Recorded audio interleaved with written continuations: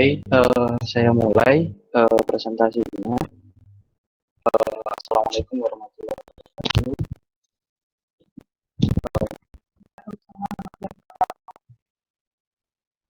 Sebelumnya perkenalan terlebih dahulu ya. Saya Miftah Faridika Pratama.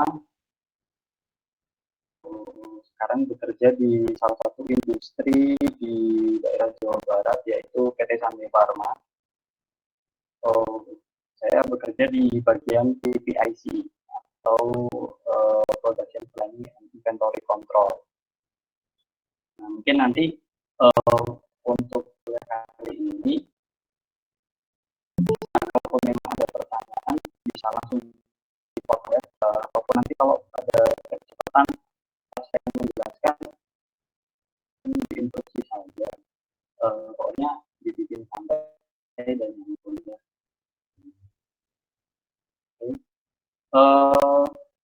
Saya mulai untuk yang pertama terkait pengantar industri farmasi.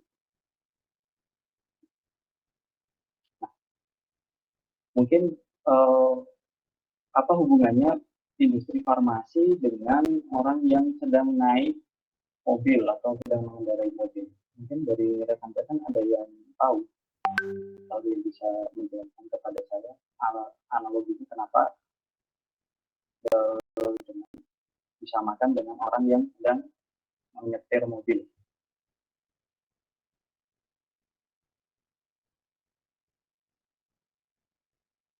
Oke, nah analoginya seperti ini. Nah, di industri sendiri itu banyak sekali Pak.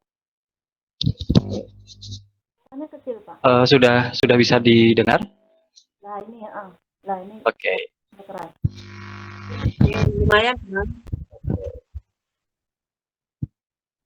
Ya, saya ulangi lagi. Industri farmasi itu analoginya hampir mirip dengan sama kayak orang lagi mengendarai mobil. Jadi di sini ada PPIC, terus di bagian mesin mobil itu sebagai departemen produksi. Lalu untuk yang ini navigasinya ini adalah batch report atau catatan pengolahan batch. Nah, kalau di fasilitas klinis biasanya batch report itu adalah kayak rekam medis. Nah, kalau di industri ada namanya batch report. Nah, kenapa PPIC itu ada di posisi orang yang sedang mengendarai? Karena PPIC adalah yang mengontrol atau nanti yang dia menjadwalkan bahwasanya produksi ini kita mau memproduksi apa dan kita memproduksi dalam jumlah berapa atau kita targetnya kapan. Jadi ketersediaan bahan baku, bahan kemas, terus ketersediaan stok yang ada di gudang, baik gudang bahan baku, gudang bahan kemas, ataupun gudang obat jadi. Nah, nantinya orang PPIC ini akan mengontrol mesin yang ada di produksi. Jadi nanti orang PPIC memberikan jadwal, lalu orang produksi lah yang nanti akan mengolah atau mengantarkan produk-produk yang akan diproduksi. Nah, nanti tujuan akhirnya adalah ke konsumen.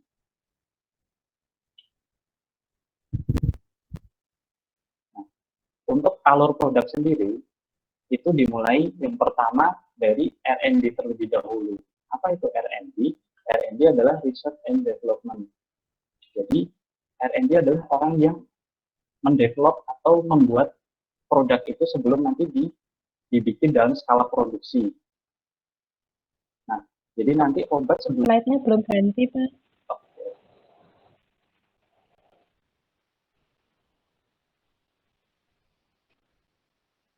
Ya. Atau gini aja ya.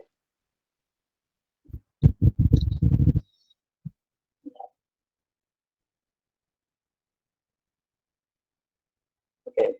Atau saya bikin gini aja ya biar enak ya. Nah, kalau gini bisa ya. coba nanti saya bisa panggil. Videonya jenengan di Iya. maksimalkan Pak. Jadi ya, Oke. Oke, bisa didengar ya?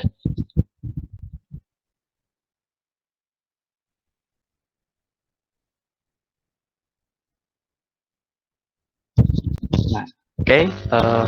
Alur produk sendiri, saya ulangin ya. Itu dimulai dari R&D terlebih dahulu. R&D itu Research and Development. Jadi R&D ini yang dia melakukan penelitian. Jadi bahwa dengan formula yang nantinya dipakai untuk skala produksi di sini, itu apakah sudah sesuai apa belum. Jadi nanti R&D mulai dari formulasi, mulai dari apa namanya, audit vendor dan sebagainya untuk mengapprove vendor tersebut biar bisa dipakai untuk di industri farmasi tersebut. Oke, jadi nanti setelah masuk ke skala produksi dan udah dibikin, baru nanti ke konsumen. Nah, mungkin dari rekan-rekan ya, sebetulnya di industri farmasi, bedanya di industri farmasi sama industri garment atau industri otomotif itu apa sih? Gitu. Jadi di industri farmasi atau bedanya lagi dengan industri makan itu bedanya apa gitu. Nah, di industri farmasi sendiri itu ada pedoman-pedomannya. Nah, pedoman-pedomannya antara lain ini ada CPOB, kalau CPOB untuk obat, kalau CPOTB untuk obat tradisional, ada CPKB untuk kosmetik. Nah, jadi untuk industri farmasi sendiri itu ada pedoman khusus untuk cara memproduksi obat yang bagus itu seperti apa. Karena ketika memang ketika obat itu diproduksinya kurang bagus atau nggak sesuai dengan standar kualitasnya setiap setiap perusahaan atau setiap yang ditentukan oleh pemerintah, maka obat itu bisa bisa berimbas menjadi racun. Nah, bahkan itu dari segi produksinya. Untuk dari segi distribusinya saja, itu obat ketika sebelum masuk ke konsumen itu juga ada aturannya. Ada yang namanya CDOB atau cara distribusi obat yang baik. Jadi ketika nanti fasilitas kesehatan, mungkin apotek ataupun apa namanya rumah sakit atau klinik, nah itu harus mempertanggungjawabkan obat itu pengadaannya dari mana. Apakah pengadaan yang dilakukan oleh fasilitas kesehatan itu tuh dari sumber resmi atau enggak. Ketika memang itu bukan dari sumber resmi atau dari distributor resmi, maka dari itu bisa berimbas ke kualitas dari produk tersebut. Bisa jadi obat yang dijual ke fasilitas kesehatan adalah obat palsu. Gitu. Sampai sini dulu ada pertanyaan? belum Pak. Lanjutkan ke PPT selanjutnya ya.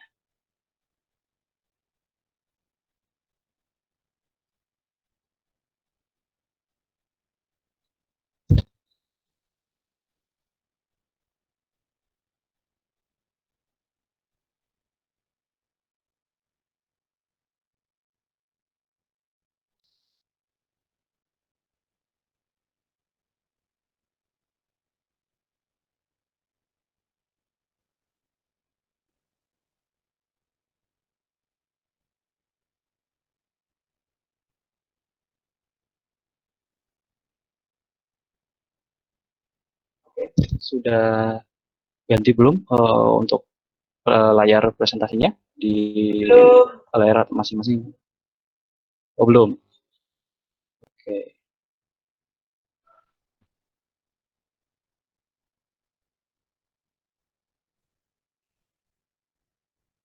Layarnya hilang. Mungkin apa? Oke, sudah? Sudah, Pak. Sudah, Pak. Sudah banget. Oke, maaf ya, jadi nggak akan saya play, saya gini aja, jadi biar nanti perpindahannya bisa cepat ngikutin sama suara saya. Oke, untuk presentasi selanjutnya terkait basic GMP atau Good Manufacturing Practice. Nah, kalau istilah Indonesianya yaitu tadi CPOB atau CPKB atau CPOTB kayak gitu.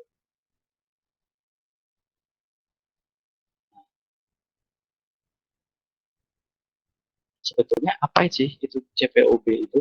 Pengertiannya apa ya? Mungkin untuk rekan-rekan yang apa namanya pas dapat kuliah tentang farmasi industri atau terkait CPOB mungkin udah tahu ya, ini sekedar refresh aja CPOB itu apa. Nah, CPOB itu adalah suatu pedoman yang diterapkan di seluruh aspek produksi dan pengendalian mutu.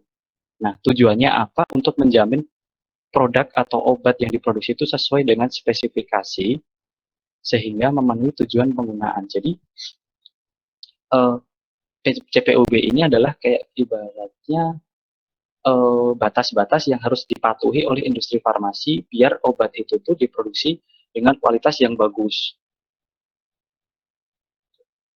Nah, mengapa kita harus menerapkan CPOB? Nah, yang pertama, menjamin konsistensi produk. Nah, biasanya terkadang eh, ketika nggak diterapkan apa itu CPOB biasanya suka suka berubah-ubah atau tidak konsisten. Jadi, misal untuk produk ini harus punya spesifikasi khusus. Nanti contoh untuk kekerasan kekerasan tablet itu harus berapa sih? Atau nanti kadar yang diriliskan oleh tim QC itu harus berapa? Atau standar-standar yang harus dilakukan ketika produksi obat itu kaidahnya seperti apa? Misal untuk apa namanya proses pembersihan pembersihan suatu alat atau mesin produksi itu harusnya seperti apa? Jadi intinya CPOB di sini agar produk yang dihasilkan itu tuh konsisten. Jadi contoh kalau kualitas produknya itu uh, tingkat kekerasannya itu tuh untuk tablet itu 20 ya harus nanti 20 yang baik baik yang dalam skala skala batch validasi ataupun nanti dalam skala skala produksi yang udah dijual yang akan dijual ke masyarakat itu harus 20 terus. Jadi nggak boleh kurang atau nggak boleh lebih. Yang kedua, mencapai standar mutu sesuai tujuan penggunaan. Jadi eh, mutu yang dihasilkan oleh obat tersebut itu harus sama. Jadi ketika kita mendaftarkan obat itu ke Badan POM, jadi eh, dengan klaimnya itu samul dengan kandungannya 500 mg ya harus 500 mg, jangan sampai lebih atau jangan sampai kurang. Nah, terus lalu selanjutnya persyaratan dalam izin edar ya sebetulnya ini dari ketiga atau keempat poin ini saling terkait. Jadi adanya CPOB ini agar kualitas obat itu konsisten, terus tujuannya itu sesuai dengan apa yang diinginkan. Gitu.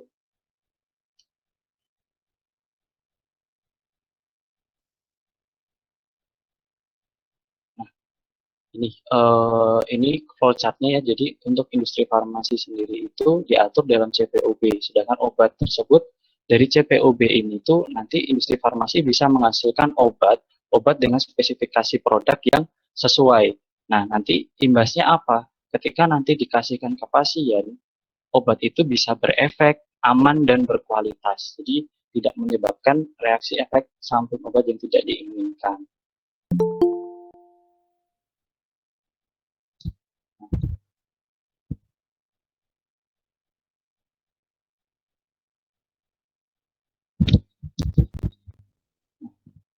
Dalam CPOB sendiri itu ada beberapa aspek ya. Jadi aspeknya sebetulnya ada banyak. Di antara lain ini terkait bangunan dan fasilitas, peralatan, inspeksi mutu, inspeksi diri, dan audit pemasok, komplain and recall, produksi dan uh, manajemen mutu, dokumentasi, personil. Jadi dari yang saya sebutkan ini adalah bagian-bagian dari isi dari CPOB sendiri.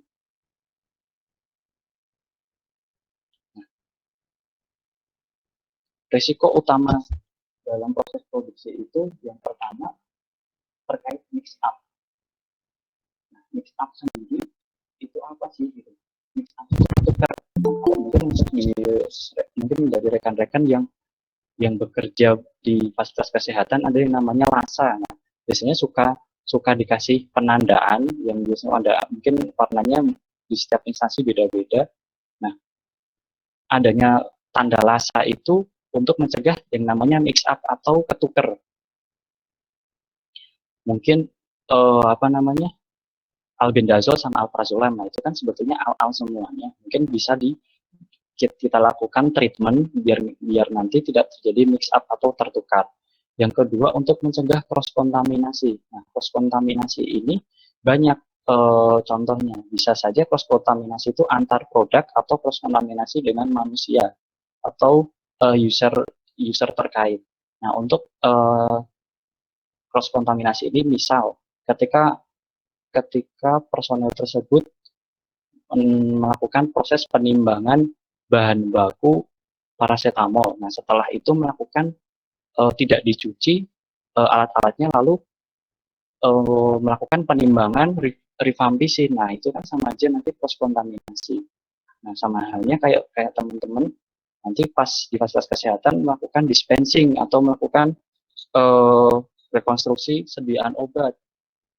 Misal mortirnya habis dipakai buat menggerus produk Sanmol, nanti habis itu langsung dipakai buat untuk menggerus produk-produk yang lain yang notabene itu tuh sebetulnya berbeda.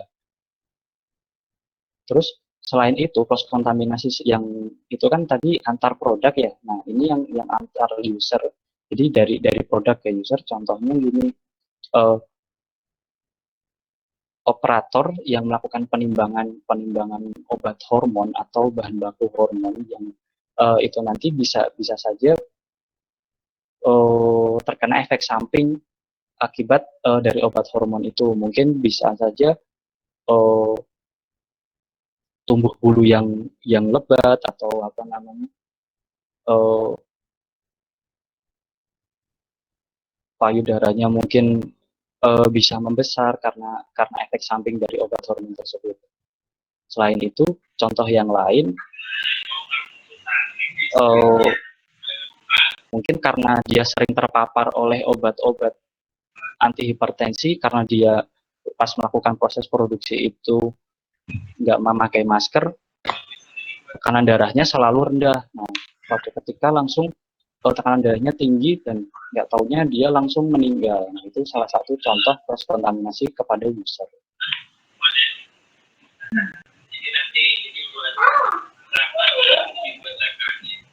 Nah, yang pertama terkait bahan baku. Nah, penyimpanan. Setiap bahan baku harus diletakkan di atas palet atau diberi penandaan sesuai dengan ketentuan penandaan yang berlaku untuk menghindari mix up. Sama seperti yang sudah saya sampaikan tadi, ketika proses peletakan bahan baku atau peletakan produk itu, ketika dia dalam satu tempat yang sama atau dalam satu palet yang sama, dia harus diberikan penandaan atau dengan bisa dipisahkan. Nah, mungkin kalau yang di kesehatan,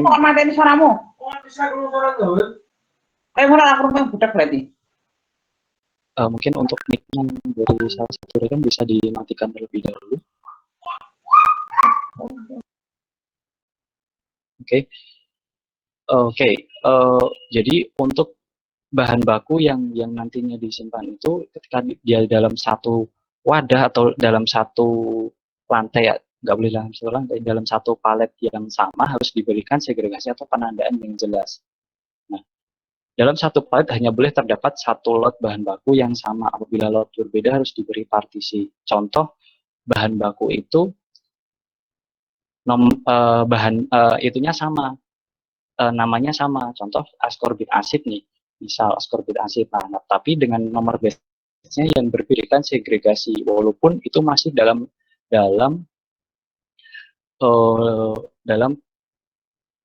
satu palet yang sama dan namanya juga sama. Terus terdapat area terpisah dan terkunci untuk penyimpanan bahan baku yang ditolak. Nah, kenapa bahan baku yang ditolak itu harus pada area terpisah dan terkunci? Nah, hal itu untuk yang pertama menghindari pemakaian bahan baku itu untuk kebutuhan produksi. Jadi bahan baku yang ternyata itu tertolak atau reject itu tidak boleh dipakai lagi. Jadi ketika memang sudah dinyatakan reject oleh tim QC, harus segera akan di area terpisah. Jadi ketika nanti apa namanya, ini juga tidak boleh hanya orang-orang tertentu saja yang bisa mengakses ke sana. Kenapa kok nggak hanya orang-orang akses tertentu? Sama halnya ini kayak uh, lemari prekursor dan psikotropik ataupun narkotik. Jadi harus orang-orang tertentu saja yang bisa mengakses ke sini supaya nanti tidak disalahgunakan. Karena ya kenapa kok yang ditolak ini tidak boleh dipakai, ya kita tidak bisa memastikan dari stabilitas ataupun kadar dari QC-nya itu masih bagus apa enggak. Takutnya nanti ketika diproduksi malah bisa jadi temuan atau apa namanya, imbasnya ke pasien malah justru fatal. Yang kedua adalah pelabelan. Nah, harus dibeli label yang tepat, label fisik dan sistem harus sama. Jadi ketika teman-teman punya sistem atau punya aplikasi di PC ataupun seumpama punya kartu stok, nah itu harus sama. Jadi contoh yang tertera di label, misal dia bahan baku sodium sodium glutarat atau eh, cross carmelos atau apa, nah itu harus sama. Jadi tidak boleh eh, yang di label itu misal PCT tapi yang di sistem itu paracetamol. Jadi antara label yang di fisik bareng sama yang di sistem harus sama. Hanya bahan awal yang sudah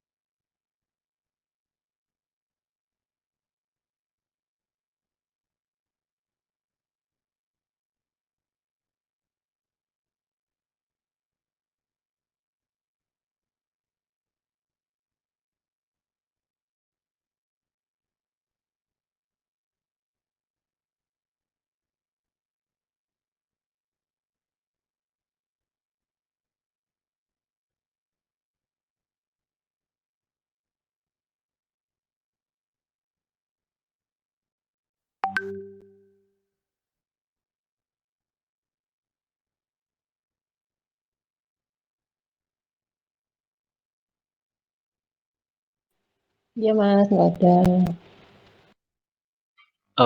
Diberikan label siapa saja yang boleh masuk ke sini. Nah, jadi bahan baku harus di atas palet semua. Contoh ya, ini palet-palet uh, yang digunakan kebetulan di PT Sanbe Pharma pakai paletnya plastik.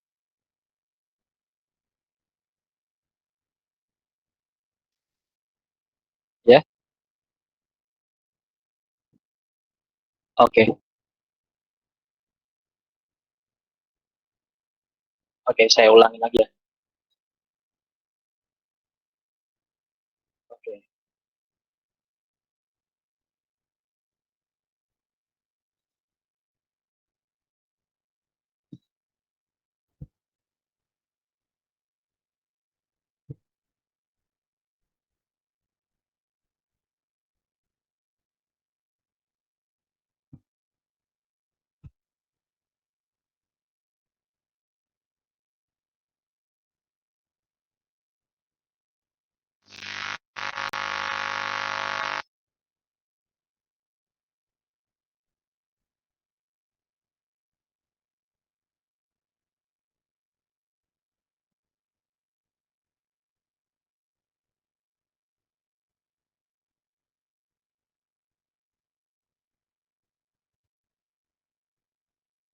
oke, sebentar ya, saya cek lagi.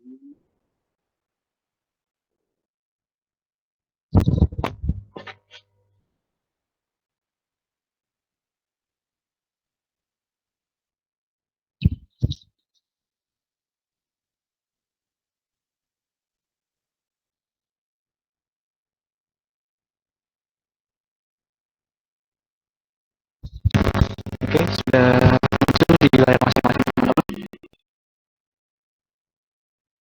Oke, tadi sampai sini belum ya?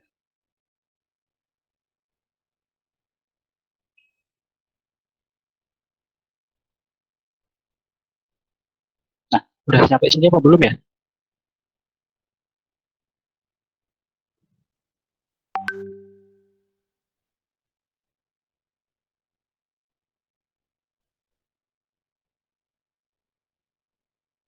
Oke, sip.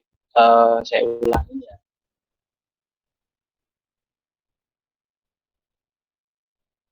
Untuk bahan baku sendiri terkait penyimpanan, setiap bahan baku harus diletakkan di atas palet dan diberi penandaan sesuai dengan ketentuan penandaan yang berlaku untuk menghindari mix up.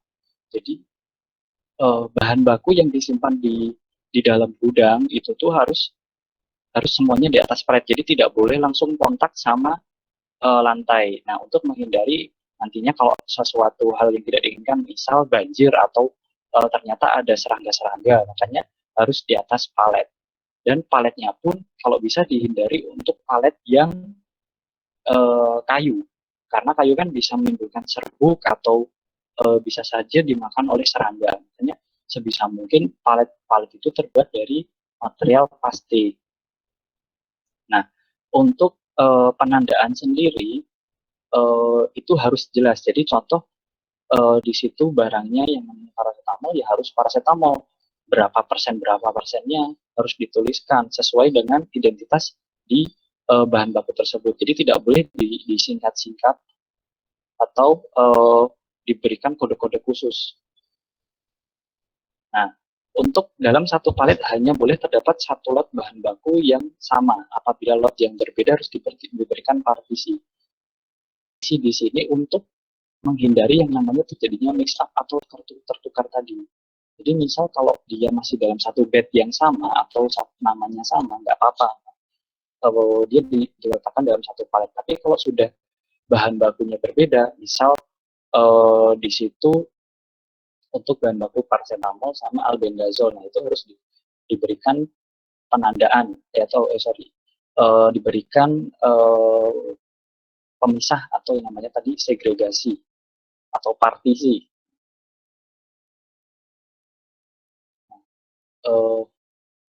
Terus untuk terdapat area terpisah dan terkunci untuk penyimpanan bahan baku yang ditolak.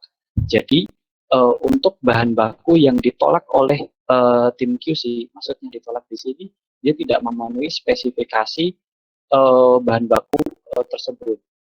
Jadi misal ketika kita menerima bahan baku, terkadang ada COA-nya ya, COA atau Certificate of Analysis. Nah di situ misal kadarnya itu harus 99% gitu. Nah bahan baku yang diperiksa oleh QC itu harus 99%, tidak boleh lebih, tidak boleh kurang. Makanya ketika bahan baku itu tuh ternyata tidak lolos QC, maka bahan baku itu harus ditolak dan tidak boleh dilakukan untuk proses produksi. Ya, untuk proses penyimpanannya harus di area terpisah. Nah, terus untuk pelabelan, sama yang seperti yang saya sampaikan di awal tadi, pelabelan itu harus tepat antara label fisik sama label yang ada di sistem atau yang ada di sistem. Jadi teman-teman ketika di kartu stok atau di kartu stok secara elektronik ketika namanya itu ascorbic acid atau vitamin C, ya yang di barang ya harus namanya vitamin C, jangan disingkat-singkat vit C atau apa kayak gitu. Di samping itu dihindari karena itu bisa saja menimbulkan salah tafsir. Takutnya vitamin C yang dimaksud itu kan biasanya itu banyak banget, nggak cuma namanya vitamin C, ada yang dia itu dalam bentuk powder atau bisa saja dalam bentuk granul atau dalam bentuk cairan. Gitu. Hanya bahan awal yang sudah dirumuskan oleh QC yang boleh digunakan, dan yang ED ataupun dia tidak masuk spek tidak boleh digunakan. Nah, ini hubungannya sama yang ini tadi. Itu tidak masuk atau tidak lolos oleh standar QC, maka bahan baku itu tidak boleh digunakan dan harus di reject. Nah, untuk monitoring penyimpanan, bahan baku yang disimpan sesuai dengan persyaratan atau penyimpanan bahan baku. Nah, bisa saja kan ada beberapa bahan baku yang dia sensitif sama suhu atau sensitif sama RH. Ada yang salah satu contohnya bahan baku vaksin. Nah, bahan baku vaksin sendiri itu harus disimpan di cold room. Nah, kalau nanti disimpan di suhu ruangan gimana gitu? Ya mungkin untuk satu menit 2 menit sih nggak masalah, tapi untuk disimpan dalam jangka waktu yang lama, nah itu bisa menimbulkan stabilitas dari bahan baku atau produk tersebut bakal rusak. Nah, misal contoh lagi untuk bahan baku aspartam, nah itu kan tidak boleh disimpan di dalam RH yang sangat lembab. Nah, kenapa? Nanti takutnya malah dia nyerap air, jadinya bahan bakunya nggak bisa dipakai.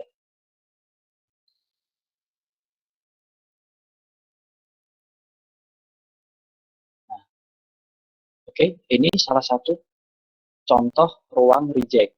Nah, mungkin dari rekan-rekan, Pak, kalau saya nggak punya ruangan yang luas, apakah boleh pakai lemari saja? Boleh. Asalkan di dalam lemari itu ada double lock atau dikasih penandaan di sini itu siapa saja yang berhak atau yang mempunyai akses di sini. Jadi nggak boleh sembarang orang bisa mengakses di sini. Sama seperti halnya kayak bahan baku prekursor psikotropik ataupun narkotik. Nah, di sini salah satu contoh segregasi atau partisi untuk memisahkan antara bahan baku satu dengan yang lain. Tapi biar untuk mencegah terjadinya mix up itu tadi. Untuk di sini ini ya contoh palet-palet yang digunakan biasanya di fasilitas industri.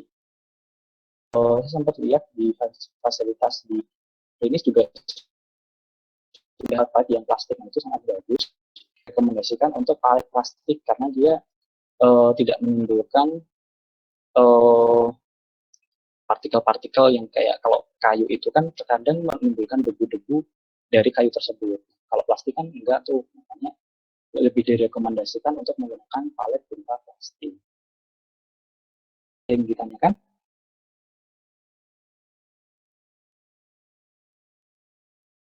Oke, kalau nggak ada saya lanjutkan. Ini terkait penandaan atau pelabelan. Nah, di sini untuk penandaan bahan baku itu harus jelas. Contoh di sini. Ini untuk bahan baku erythromycin stearat powder. Jadi penandaannya harus sama dengan yang ada di sistem.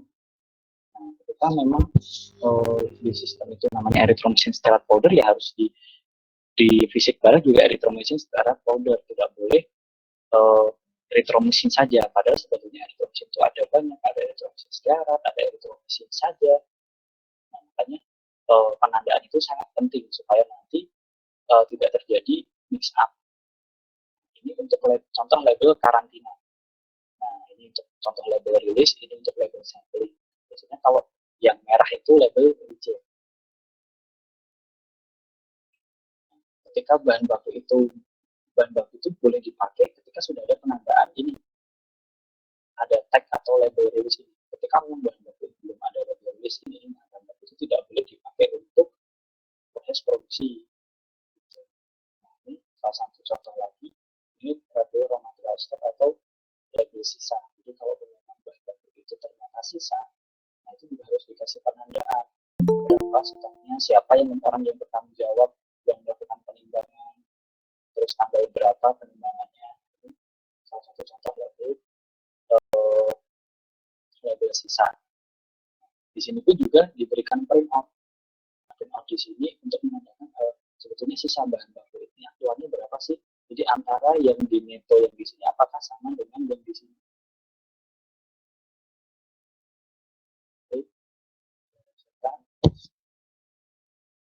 Nah, untuk bahan kemas sendiri itu di satu sisi itu karena cuma buat pengemas, itu juga harus diperhatikan secara khusus karena bahan kemas ini adalah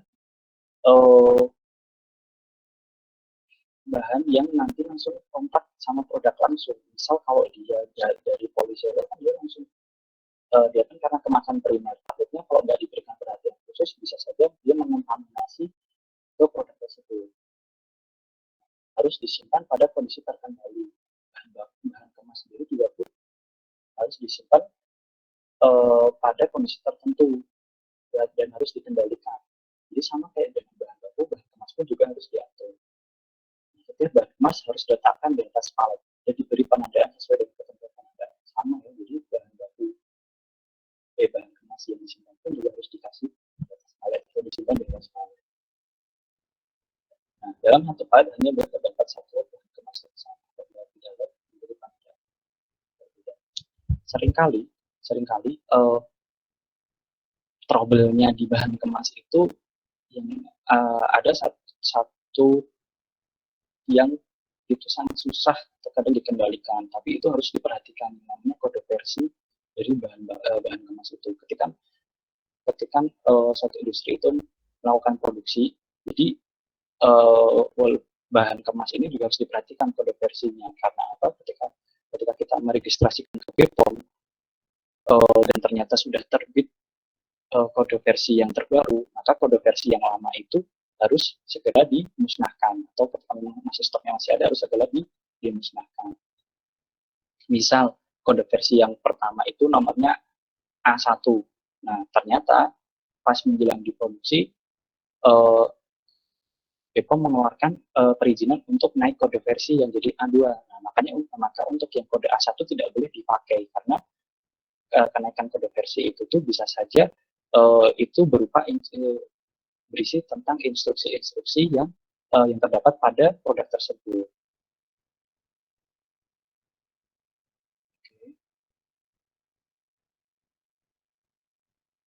Terus lanjut, label antara fisik dengan sistem juga harus sama. Terus bahan kemas reject disimpan di area terpisah dan terkunci sama dengan bahan baku tadi.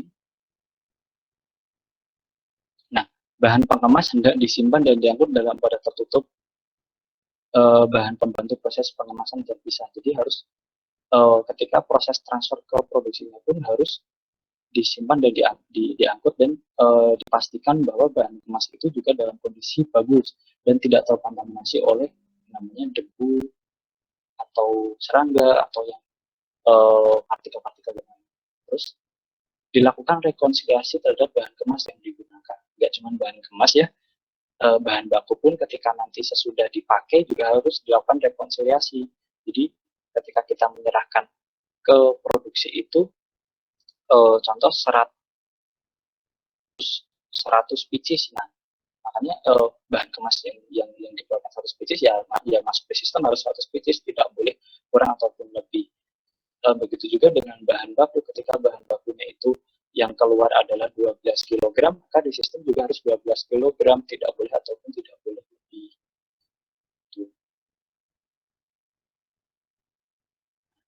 Selanjutnya, bangunan dan fasilitas.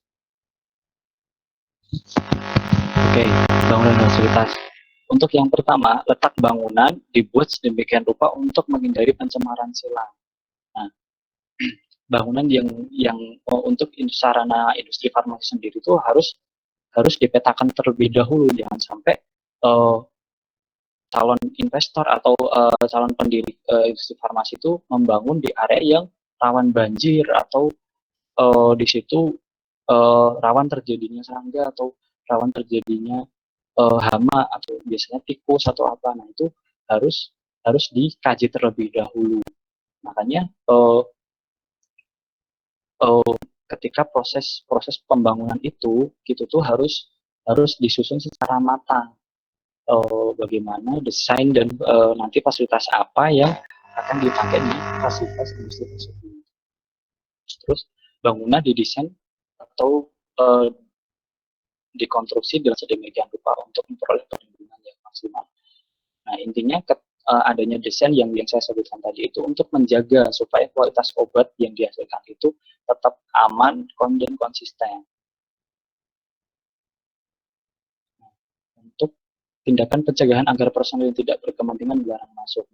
Maka dari itu ya, bahkan sekelas direktur pun atau sekelas kepala pabrik pun atau sekelas owner itu tidak boleh masuk semena-mena ke fasilitas produksi atau fasilitas gudang. Nah, kenapa? Nanti takutnya malah menyalahgunakan wewenangnya. Nah, makanya kalau di fasilitas terutama gudang ya, karena aset di gudang itu sangat banyak nih, karena bahan baku, bahan kemas itu, makanya sedemikian rupa harus ada personel yang bertanggung jawab di situ,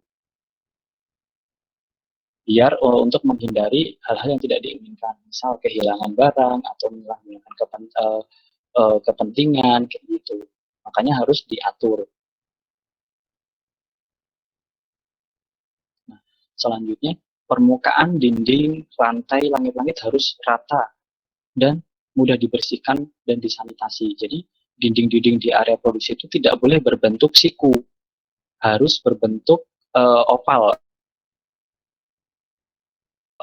Nah, kenapa kok kayak gitu? Nah, biasanya kalau dia bentuknya siku itu sangat susah buat dibersihkan atau proses pembersihannya sangat rumit.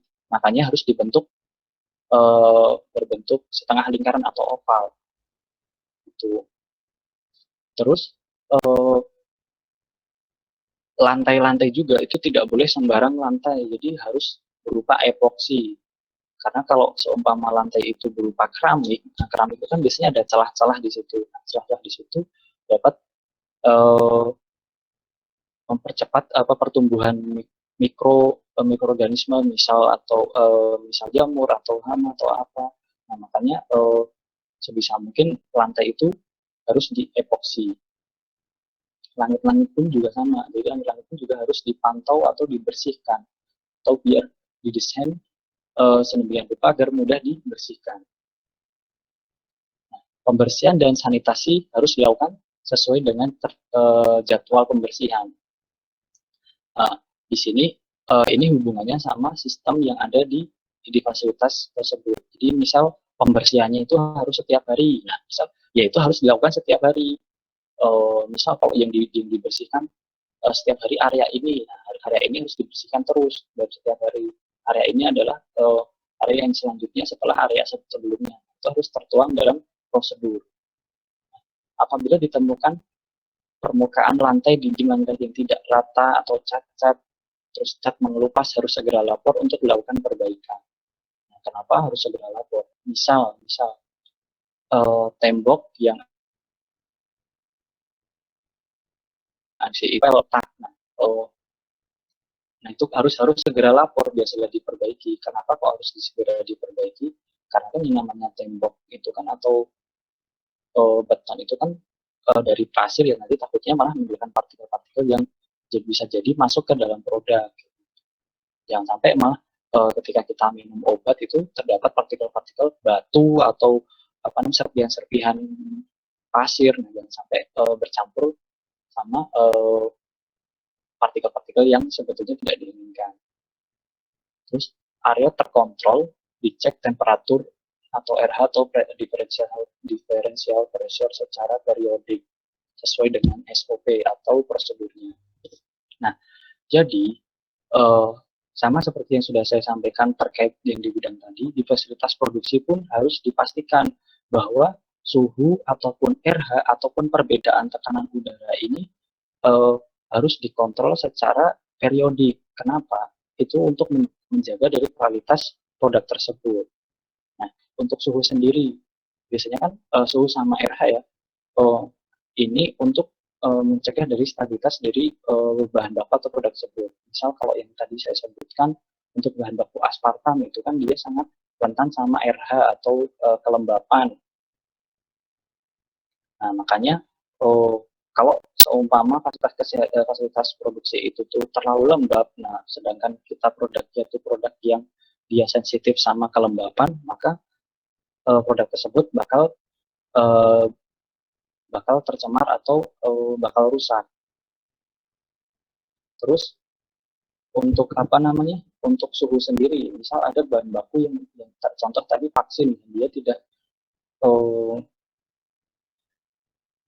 bisa disimpan di dalam suhu ruangan yang lama. Nah, dia harus disimpan dalam suhu cold room atau suhu dingin. Nah, karena kalau nggak disimpan di suhu dingin, dia akan rusak. Terus differential pressure ini untuk menghindari terjadinya cross kontaminasi. Jadi antara ruang koridor sama ruang proses itu harus berbeda, tidak boleh sama. Nah, karena apa? Karena kan kalau kita memproduksi suatu obat itu kan pasti ada yang namanya bab atau debu. Nah, takutnya kalau seumpama area koridor sama area proses ini sama, bisa jadi itu nanti mengontaminasi semua area tersebut. Nanti coba saya jelaskan di PowerPoint selanjutnya. Nah, apabila ditemukan kondisi TMS atau tidak masuk spek suhu ataupun RH ataupun differential pressure, segera diambil tindakan sesuai dengan SOP. Misal harus membuat dokumen quality atau informasi quality bahwa suhu atau RH ataupun differential pressure-nya itu tidak masuk, atau nanti lapor ke departemen teknik untuk segera dikondisikan agar nanti tidak produk yang nantinya kita akan proses tidak segera rusak.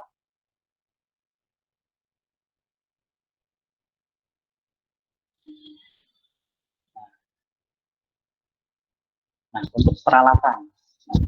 Peralatan sendiri, permukaan peralatan yang bersentuhan dengan bahan awal atau produk antara atau produk jadi tidak boleh bereaksi adisi atau absorpsi. Nah, dia harus inert.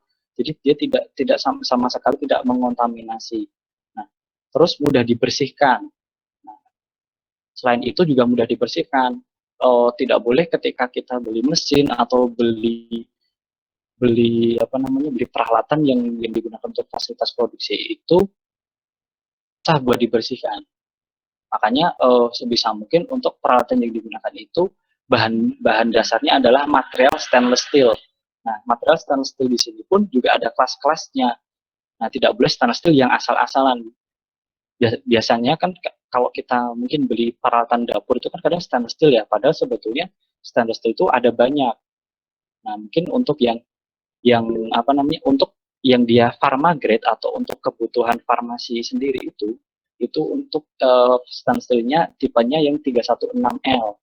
Nah, dia tidak boleh kurang dari itu. Karena kalau kurang dari itu bisa jadi itu bukan pharma grade, nanti malah jadi mengontaminasi ke produknya. Terus dikalibrasi dan diperiksa pada interval waktu tertentu. Alat tidak boleh digunakan apabila melewati waktu kalibrasi.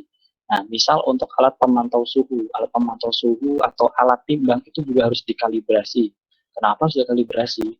Nah, biar nanti menghasilkan hasil yang terstandar atau hasil yang akurat. Nah, misal untuk alat pemantau suhu itu kalibrasinya 1 tahun.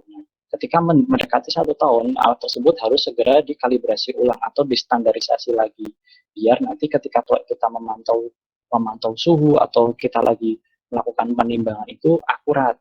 Jadi yang misal kita nimbangnya 3 gram, yang harus dihasilkan juga 3 gram.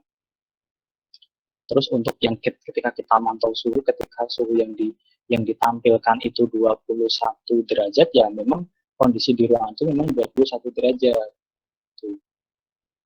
Terus selanjutnya dilakukan kualifikasi sebelum alat digunakan untuk proses produksi. Jadi alat-alat itu selain dikalibrasi juga harus dilakukan kualifikasi. Jadi untuk kualifikasi sendiri itu biasanya hubungannya sama mesinnya langsung. Jadi contoh misal mesin itu dikualifikasi karena biar yang dihasilkan produk yang dihasilkan itu konsisten. Misal mesin cetak tablet, nah itu tuh dia sesuai dengan literatur atau manufakturnya itu, dari pabriknya dia menghasilkan 100.000 tablet dalam satu jam. Nah, ketika nanti sebelum dikualifikasi ternyata turun. Nah, kenapa harus turun? Nah, nantinya kita bakal bisa melihatnya itu dari kualifikasi. Ternyata memang usia mesin ini sudah mulai uzur, atau ada beberapa part yang harus diganti, makanya mesin tersebut kualitasnya menurun.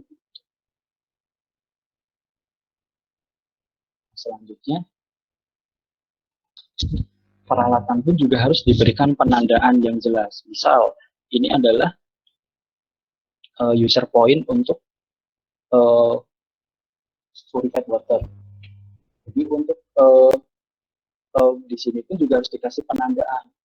Ini purified waternya turun, ini naik. Nah, terus ada kompres air juga, di situ harus ada penandaannya. Nah, ketika alat itu sudah dibersihkan, itu pun juga harus diberikan penandaan. Misal ini, contoh ini ada label bersih atau label clean. Jadi alat tersebut ketika sudah ditempel ini berarti sudah dipastikan bahwasannya peralatan itu sudah bersih. Gitu. Peralatan yang rusak atau digunakan dikeluarkan dan diberi penandaan yang jelas. Bahkan untuk peralatan yang sudah tidak digunakan atau rusak pun itu harus diberikan penandaan supaya nanti user itu tidak salah menggunakan. Misal untuk alat ini atau mesin ini sudah ternyata rusak nih. Nah, mesin itu sudah diberikan penandaan. Nah, operator langsung atau user langsung pakai. Padahal sebetulnya kalau ketika kita pakai mesin tersebut, kualitas produknya bakal menurun. Makanya di situ pentingnya penandaan.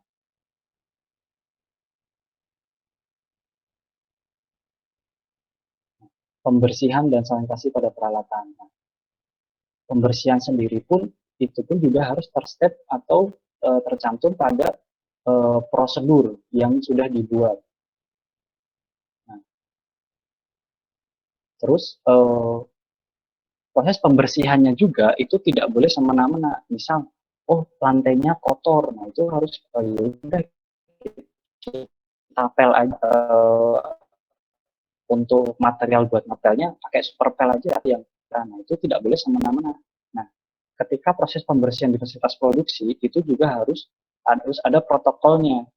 Misal dari berdasarkan studi dari tim validasi, peralatan dan ruangan itu harus dibersihkan dengan alkohol atau dengan etil alkohol. Nah, berapa persennya nanti itu pun juga harus ada studinya. Misal untuk ruangan ini harus dibersihkan dengan etil alkohol 90%. Nah, makanya harus dibersihkan dengan etil alkohol 90%. Nah, peralatan juga sama. Ketika mesin itu habis dipakai, nah itu tuh harus dibersihkan dengan etil alkohol 70% misal. Nah, itu juga harus SOP pun harus merujuk pada studi yang sudah dilakukan oleh tim validasi. Terus pembersihan peralatan yang dapat dipindahkan dilakukan di area terpisah atau washing room. Jadi seumpama mesin itu bisa dicopot atau dipisah-pisah, maka mesin itu bisa dibersihkan di fasilitas terpisah atau ruang terpisah. Misal di fasilitas produksi itu punya ruang pencucian sendiri, maka mesin itu bisa bisa dibawa ke sana. Tapi gimana kalau seumpama uh, mesin itu tidak bisa dicopot atau ternyata dia udah paten di situ, maka dari itu ya harus dibersihkan di situ, asal pembersihan yang dilakukan itu sesuai dengan prosedur yang sudah ditetapkan. Nah, peralatan yang digunakan untuk campaign product dibersihkan dalam tenggang waktu yang sesuai untuk mencegah penumpukan dan sisa kontaminan. Ya, ini intinya sama ya, untuk yang peralatan itu intinya harus dibersihkan dengan sesuai dengan SOP atau prosedur yang sudah ditetapkan. Nah, proses produksi dan pengendalian itu. Pengolahan produk yang berbeda tidak boleh dilakukan bersamaan atau bergantian dalam ruangan yang sama. Misal dalam satu ruangan yang sama itu tidak boleh memproduksi produk yang berbeda. Misal untuk yang dalam satu ruang, misal ruang 151. Nah, 5151 itu ternyata lagi dipakai untuk proses produksi sediaan untuk tablet paracetamol. Nah, di situ ada dua mesin. Nah, mesin yang satunya tidak boleh jalan, dipakai untuk produk yang lain. Pokoknya intinya ketika memang di situ pada waktu itu tuh jalan untuk produk paracetamol, ya harus paracetamol dulu selesai, baru produk selanjutnya. Terus lakukan pemantauan suhu kelembapan relatif dan perbedaan tekanan udara selama proses produksi sesuai dengan ketentuan yang berlaku. Ini sama seperti yang sudah saya sampaikan tadi. Nah, sebelum melakukan proses produksi harus dilakukan line clearance. Yang di sini untuk mencegah terjadinya cross contaminasi dan mix up atau ketukar tadi, kita harus melakukan line clearance atau kesiapan jalur. Misal kesiapan jalur itu biasanya produk produk tersebut, contoh dalam satu ruangan itu rencananya mau jalan apa, misal mau jalan filling filling produk yang isinya lansoprazol. Nah, maka untuk produk yang selain lansoprazol tersebut harus tidak ada. Jadi contoh di situ lansoprazol, nah nanti setelah lansoprazol ada produk omeprazol. Nah, itu tidak boleh. Maka nanti lansoprazol dibereskan terlebih dahulu, dikeluarkan, dibersihkan, baru nanti omeprazol. Nah, terus itu untuk salah satu contoh yang line clearance. Terus selanjutnya untuk contoh yang lain terkait peralatan. Ketika untuk proses produksi lansoprazol itu akan dimulai, maka kita harus pastikan dulu kebersihan ruangannya. Apakah ruangan tersebut itu siap dipakai untuk produksi lansoprazol, terkait suhu, RH, sama kelembapan relatif ataupun perbedaan tekanan udara yang ada di poin sebelumnya itu harus oke. Nah, jangan sampai nanti ketika kita mau proses lansoprazol itu tadi ternyata tidak oke. Nah, selanjutnya setiap adanya penyimpangan harus dilaporkan ke supervisor atau atasan terkait. Jadi contoh gini, pas proses filling kapsul ternyata mesinnya rusak atau ternyata cangkang kapsulnya penyok-penyok yang akan masuk ke mesin printing kapsulnya. Nah, itu harus segera dilaporkan ke atasan terkait biar nanti dilakukan penggantian proses. Nah, ketika nanti nggak segera lapor ternyata jalan terus, takutnya produknya atau kualitas produknya itu bakal berkurang. Operator dan personel yang berada di area proses harus menggunakan APD sesuai ketentuan yang berlaku. Nah, ini tadi, adanya APD itu untuk mencegah terjadinya kontaminasi kepada user.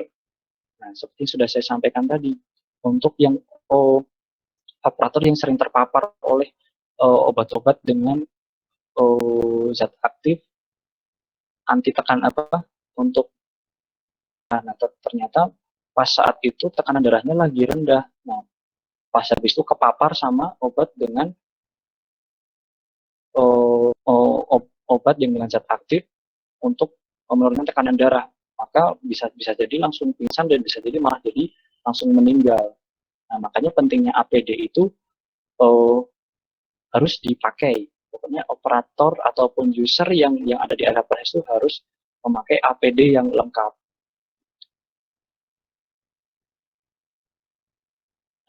Dalam proses produksi,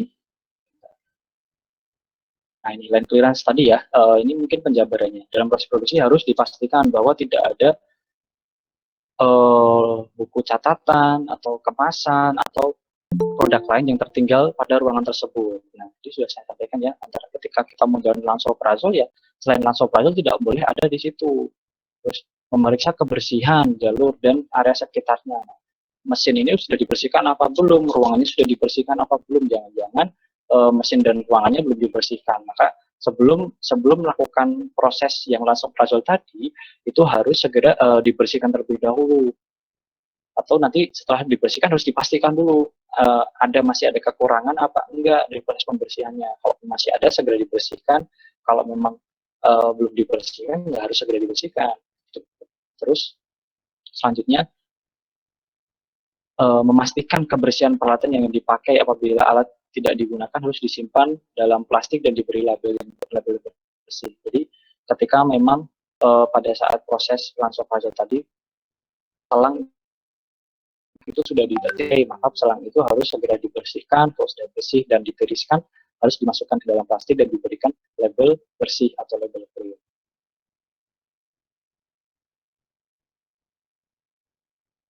Sampai sini dulu, ada yang mau ditanyakan?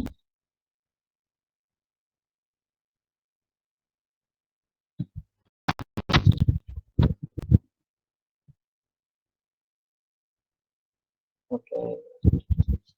Nah, ini contoh alat pemantau suhu ya. Ini ada alat pemantau suhu, ada alat pemantau kelembapan relatif, dan ini alat pemantau perbedaan tekanan udara. Nah, ini mungkin untuk di fasilitas di PT SAMB. Mungkin untuk di teman-teman lain yang mungkin bekerja di industri atau pernah bekerja di industri, mungkin punya alat pemantau yang lain. Nah, ini untuk magnehelix untuk mendeteksi perbedaan tekanan udara. Ini pun juga harus dikasih skala. Sebetulnya skala yang masuk itu harus berapa gitu. Misal ternyata dalam magnehelix sendiri pas ketika pintu ditutup jarumnya itu menunjukkan di angka 50, padahal sebenarnya yang dianjurkan itu adalah angka 5 mungkin sampai 15 kan gitu. Itu maka dari itu ketika sudah melebihi di sini harus segera lapor biar nanti segera ditangani. Nah, begitu juga dengan kelembapan relatif. Ketika kelembapan relatifnya itu maksimal itu tuh 62, ketika dia udah mau mendekati harus segera lapor. Jangan sampai nanti pas 62 baru lapor. Jangan sampai itu terjadi. Oke, lanjutkan.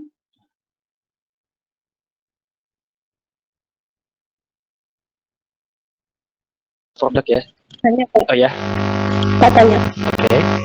Misalnya dalam produksi itu ternyata terjadi mix up, gitu gimana penanganannya, Pak?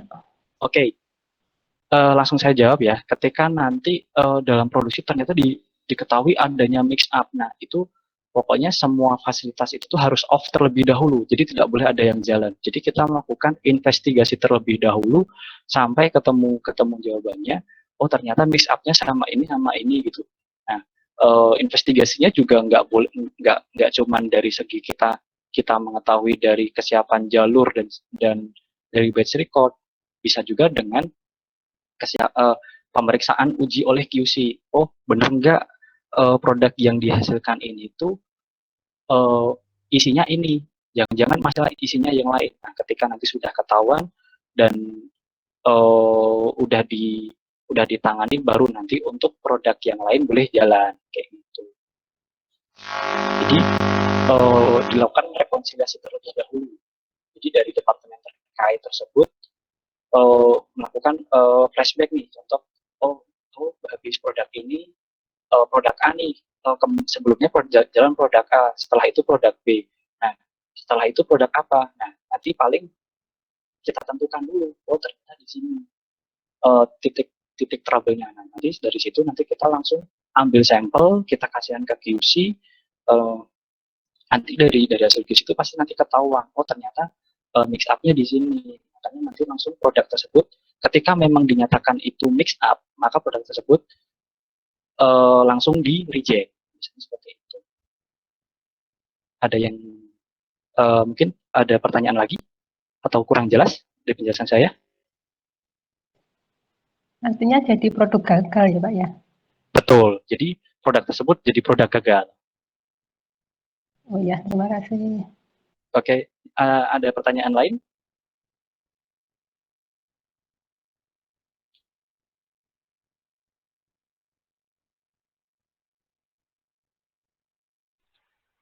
Belum, Pak. Oke, saya lanjutkan ya. Semua produk antara dan ruahan hendaklah diberi label dan disimpan dengan kondisi sesuai dengan temperatur atau RH. Jadi ketika kita habis mixing, kita habis timbang terus di mixing. Nah, hasil mixing itu juga harus diberikan penandaan yang jelas. Jadi tidak boleh semena-mena, oh karena ini hasil mixing ya udah kita sisihkan dulu. Nah, untuk pekerjaan di industri farmasi sendiri itu sebisa mungkin jangan ditunda-tunda. Takutnya karena bisa saja jadi karena beban kerja yang berat, operator tersebut langsung lupa nggak dikasih penandaan itu. Nah, bisa jadi malah jadi mix up yang seperti yang ditanyakan tadi. Maka dari itu, ketika memang sudah selesai prosesnya harus segera diberikan penandaan dan disimpan sesuai dengan spesifikasi yang tertera. Misal dia sensitif sama suhu ya harus dikondisikan suhu atau misal dia sensitif dengan kelembapan ya dia harus disesuaikan kelembapannya. Nah, contoh ini ya. Nah, penandaan yang seperti ini itu salah. Nah, salahnya kenapa? Penandaan seperti ini itu bisa saja bisa menimbulkan salah tafsir. Karena ini bahkan label yang benar seperti ini itu harus terregis ya. Jadi sebisa mungkin penandaan yang diberikan di setiap material atau di setiap bahan barang-barang yang ada di area proses itu harus jelas. Misal ini produk identity, placebo apa, contoh. Nah ini harus tertulis di produk name-nya apa, nomor batch-nya berapa, kalau bisa di situ siapa yang bertanggung jawab. Nah itu harus ada. Kalau yang di sini tidak ada ya. Ini contoh analgin.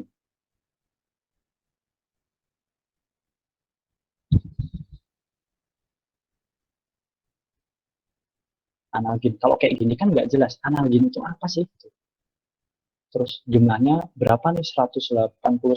Nah, di sini ada 75 kilo. Ini nomor apa nih? Kita nggak jelas. Nah, kalau coba teman-teman lihat untuk yang sampingnya. Nah, di sini ada identitasnya nih. Produk name-nya apa? Placebo apa? Nih, nomor batch-nya berapa? Nah, ini. Terus ED-nya kapan? Terus kuantitinya berapa? Terus tanggal prosesnya berapa? Kontainer nomor berapa? Di sini ada para koordinator ataupun user yang melakukan proses. Kalau kayak gini kan lebih enak nih dilihat daripada yang samping. Kalau kayak gini, nah, makanya seringkali tim auditor BPOM itu uh, melakukan finding seperti ini karena ini tidak konsisten. Maka dari itu sebisa mungkin barang-barang yang ada di produksi itu harus seperti ini. Misal contohnya ini, minimal di sini ada produk name apa atau identitinya apa, misal dia bahan baku partai apa ya di sini harus disebutkan sama. Terus nomor base partai namanya berapa, ID-nya kapan, kuantitinya kapan, berapa, kayak gitu. Terus di situ siapa yang bertanggung jawab pada saat proses tersebut. Oke, selanjutnya, nah label sendiri juga harus menempel kuat, tidak boleh yang nempelnya seperti ini. Nah, ketika nempel seperti ini, gimana penanganannya? Ya kita harus kasih, misal dikasih lakban atau diganti sama label yang lebih kuat. Nah, itu yang harus kayak gini, tertempel, kuat dan rapi. Tulisannya pun juga harus mudah dibaca.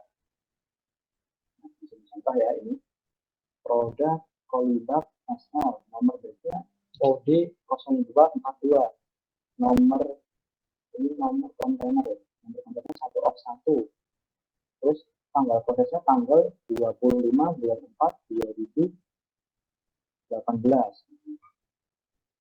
Nah, siapa yang bertanggung jawab yang bertanggung pada saat proses tersebut?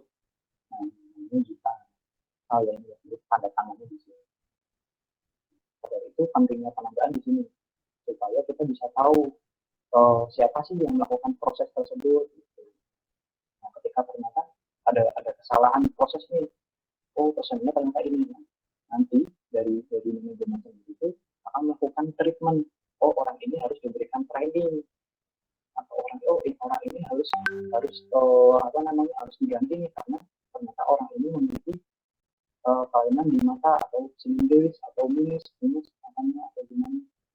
Maka ketika di situ ada penandaan jelas, kita bisa melakukan koreksi biar kita langsung bisa melakukan treatment. Produknya harusnya gimana.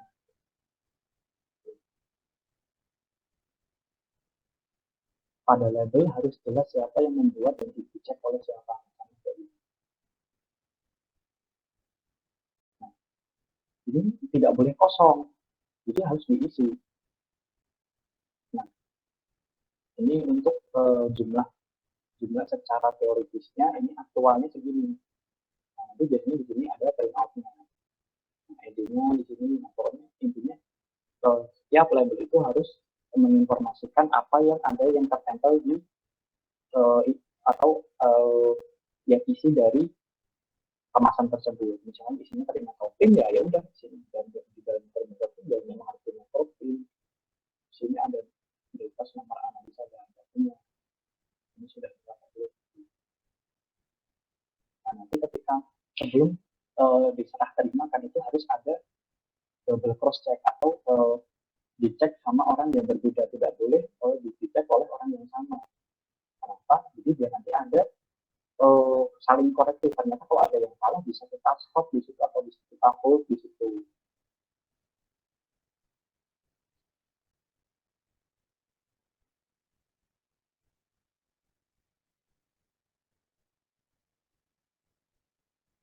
Nah, contoh dalam kemasan itu tuh ternyata ada material berupa bahan baku cairan, itu juga harus dilabelin. Nah, yang dilabelin bukan dalam cairannya, tapi di dalam kontainernya atau tempat atau wadahnya.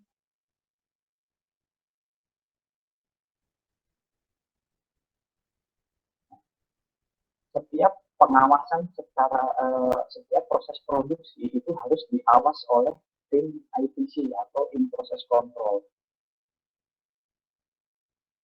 Nah, itu quality yang dia menjaga kualitas dari produk tersebut. Jadi ketika nanti dia mixing, dia yang bakal mengambil sampel dari mixing tersebut. Nah, kenapa kok harus diambil sampel? Kenapa gini? Kok nggak diambil sampel di akhir saja? Kita harus ribet-ribet. Kenapa kok harus ribet-ribet mengambil sampel di setiap prosesnya? Padahal sebetulnya kita mengambil sampel di akhirnya sebetulnya nggak masalah. Gitu. Nah, jangan seperti itu paradigma atau stigma-nya. Jadi adanya IPC itu atau dia in process control, personal in process control itu kenapa harus mengambil di setiap titik itu tuh biar nantinya ketika terjadi deviasi atau terjadi penyimpangan, baik ternyata ada penyimpangan kadar atau penyimpangan stabilitas, itu bisa di stop di situ. Maka personal IPC ini tugasnya sangat berat ketika memang ternyata nanti produk ini hasil mixing misal mixingnya ternyata belum homogen. Nah, personal IPC ini yang harus bertanggung jawab mengambil sampel. Nah, ternyata nanti pas diambil sampel belum homogen, nah kita bisa melakukan treatment. Kita harus ngapain? Mungkin waktu mixingnya mungkin bisa diperlama lagi atau ditambah waktu mixingnya atau ditambah apa.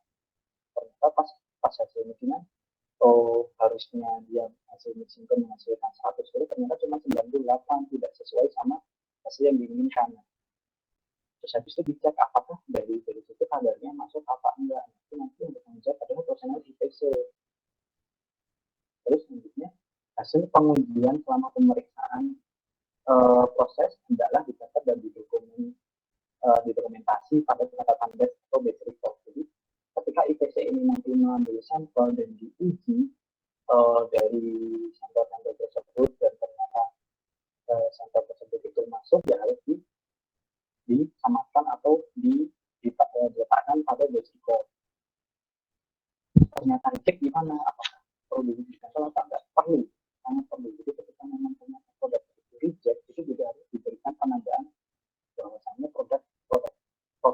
dengan nomor bed ini ternyata gagal.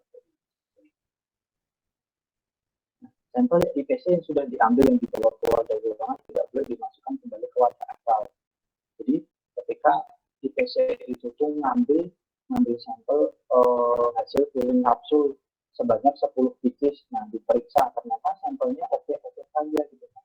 Sampel yang sudah diambil ini tidak boleh dimasukkan lagi ke produk yang tadi yang pas diambil, dan itu harus dimusnahkan. Terus seluruh instrumen yang digunakan untuk pemeriksaan IPC harus terkualifikasi dan terkalibrasi. Tadi jadi alat-alat untuk uji sampelnya itu juga harus dikualifikasi dan dikalibrasi. Misal HPLC juga harus terkualifikasi dan terkalibrasi. Jangan sampai kadar yang dihasilkan oleh HPLC tersebut itu ternyata tidak sesuai dengan kadar yang aslinya. Kayak gitu. Terus apabila instrumen terlewat dari waktu kalibrasi, maka tidak boleh digunakan. Ketika ternyata gini, alat tersebut sudah due date atau kalibrasinya sudah lewat. Misal dia expired date atau ED kalibrasinya itu tanggal 20 April besok gitu. Nah, ternyata pas mau 20 April atau 21 kita mau pakai, ternyata dia udah ED. Alat tersebut tidak boleh dipakai. Karena takutnya nanti malah hasil yang ditampilkan sama alat tersebut tidak sesuai atau tidak akurat. Selanjutnya, tadi yang sudah saya jelaskan, intinya mixer ini tercampur, jadi contoh produk ini ketukar pakai ini, produk ini campur pakai ini, terus kalau bisa pakai ini ternyata pakai ini. Nah, untuk cara menghindarinya ya itu tadi lantai yang jelas dan benar, terus selain clearance atau kesiapan jalur, adanya double cross check atau dengan personil yang berbeda, terus segregasi atau pemisah, terus adanya rekonsiliasi untuk seperti yang saya bisa sebutkan tadi, terus WIP atau working process. Jadi sebisa mungkin harus disesuaikan. Misal gudang atau ruang proses itu atau ruang staging hasil mixing itu cuma bisa menampung 60 ton.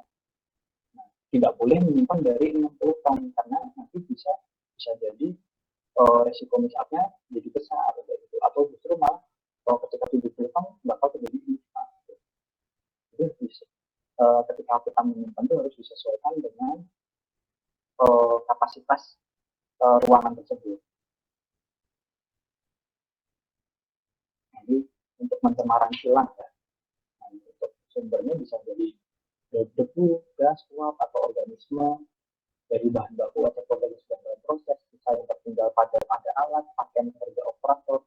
Nah, kenapa pakaian kerja operator ini harus bisa menimbulkan kontaminasi? Bisa jadi ketika proses tersebut tidak sanitasi dan hygiene proses tersebut jelek, bisa jadi proses tersebut habis mixing ini, nah ternyata bajunya tuh penuh dengan debu, maka penuh dengan debu akibat produk sebelumnya. Nah, maka produk selanjutnya itu malah bisa terpapar atau terkontaminasi karena baju dari operator ini. Selanjutnya terkait personel ya, ini saya sendiri sedikit. Oke. Nah, sudah bisa didengar. Oke, terkait personel, industri farmasi harus memiliki personel yang terkualifikasi dan berpengalaman. Nah, kenapa harus terkualifikasi dan berpengalaman? Karena ini tuh merupakan jadi syarat. Jadi contoh kalau personel tersebut tidak terkualifikasi, nah, misal personel tersebut tidak terkualifikasi menggunakan forklift atau alat-alat berat yang untuk memindahkan barang-barang yang berat, bisa jadi nanti terjadi kecelakaan kayak gitu. Nah, kenapa ini dibutuhkan personel yang terkualifikasi dan berpengalaman ya untuk menghindari adanya kecelakaan, terus menghindari adanya mix up atau adanya kontaminasi itu tadi. Nah, ketika personel tersebut belum terkualifikasi atau belum berpengalaman, kita harus ngapain gitu. Nah, di sini kita harus memberikan pelatihan sesuai dengan jobdesk masing-masing. Misal dia operator gudang, jadi dia harus dikasih tahu bagaimana caranya, tata cara masuk gudang itu harus gimana, terus tata cara kita memindahkan atau masukkan bahan baku itu gimana, terus tata cara kita menggunakan forklift itu gimana, menggunakan troli itu gimana, kita harus menggunakan apa ketika di gudang. Nah, misal seperti itu, kita harus memberikan pelatihan. Terus selanjutnya,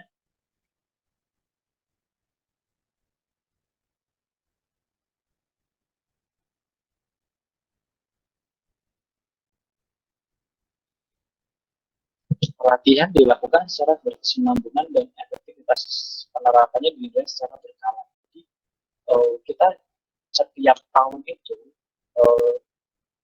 kita melakukan penjadwalan untuk pelatihan operator ataupun pengawas. Jadi biar mereka itu setiap hari itu selalu ingat, oh ternyata gini nih, kalau di gudang harus seperti ini, tata cara masuknya harus menggunakan safety shoes atau menggunakan helm. Jadi biar mereka itu tidak lupa aturan-aturan yang ada di area tersebut. Jadi oh ternyata yang orang terkualifikasi menggunakan forklift itu cuma ini saja, maka sebisa mungkin orang ini harus ada kayak gitu. Atau kalau ingin menambah, ya kita harus melakukan training lagi untuk orang lain, jadi biar bisa yang menggunakan forklift itu biar bisa banyak. Jadi setiap tahun itu kita harus melakukan training secara berkala. Nah, trainingnya seperti apa? Tidak hanya training mengenai CPUP, jadi training terkait area-area terkait, misal training terkait pergudangan, terus terkait alat atau terkait mesin, terus bagaimana caranya kita menimbang yang baik, bagaimana caranya memantau suhu yang baik, dan juga masih banyak lagi yang terkait yang bisa dilakukan. Jadi intinya setiap tahun itu harus ada jadwal terkait training personel. Nah, personel hygiene. Personel ketika akan masuk ke area proses itu harus mandi secara teratur. Tidak boleh ketika dia shift 1 bangun tidur langsung masuk ke area proses, tidak boleh. Kita mau masuk ke area proses harus cuci tangan secara teratur, memakai APD, hindari kontak langsung dengan produk. Jadi ketika mau kontak langsung dengan produk harus menggunakan sarung tangan atau hand glove. Terus rambut hendaklah dipotong pendek dan dipelihara agar senantiasa bersih dan rapi. Rambut di sini tidak boleh panjang untuk yang pria, jadi sebisa mungkin rambutnya itu rapi dan pendek. Bagaimana untuk yang perempuan? Nah, perempuan harus menggunakan hair cap atau apa namanya? Biasanya tuh kalau yang putri menggunakan Suaranya kecil. Oke. Bisa didengar? Sudah bisa didengar?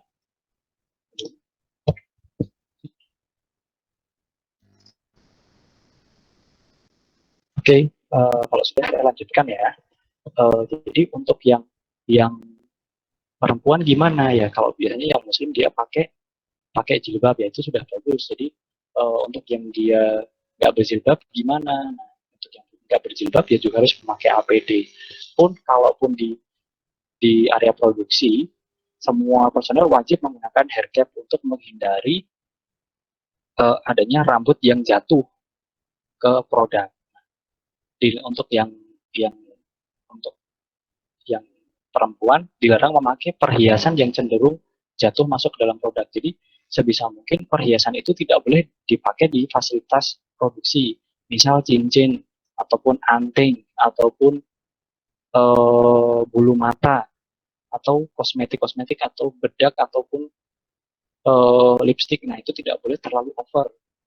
Nah, kenapa? Ketika nanti ternyata di serpihan-serpihan dari bedak yang ada di wajah itu jatuh ke produk, nah bisa jadi mengontaminasi produk. Atau ternyata pakai bulu matanya jatuh ke produk, nah itu bisa mengontaminasi ke produk. Nah, dilarang berkuku panjang. Nah, Kosmetik hendaklah sedikit mungkin, bolehlah berkosmetik tapi jangan terlalu over. Terus dilarang memakai bulu mata, ini yang sudah saya sampaikan tadi ya. Terus dilarang mengunyah atau makan minum di fasilitas produksi. Kenapa kok nggak boleh makan minum di fasilitas produksi ya?